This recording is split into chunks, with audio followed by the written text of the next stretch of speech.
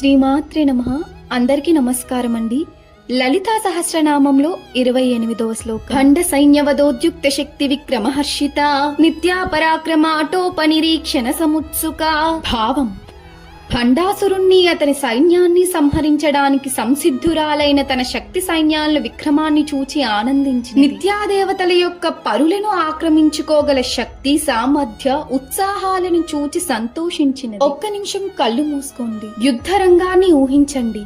దేవి శక్తులు ధైర్యంగా ముందుకు సాగుతున్నాయి. వారు బండాసురుడి సైన్యాన్ని ఎదుర్కొనేందుకు సిద్ధంగా ఉన్నారు. ఆ వీరత్వాన్ని చూస్తూ అమ్మవారు ఆనందంగా చూస్తున్నారు. మరోవైపు నిత్యదేవతలు కూడా తమ పరాక్రమాన్ని చూపించడానికి సిద్ధంగా ఉన్నారు. ఆ దృశ్యం మొత్తం శక్తి, ధైర్యం, భక్తితో నిండిపోయి ఉంది. ఈ శ్లోకం మనకు ఏం చెబుతోంది అంటే, మంచి కోసం పోరాడే వారిని దైవశక్తి ఎప్పుడూ ప్రోత్సహిస్తుంది.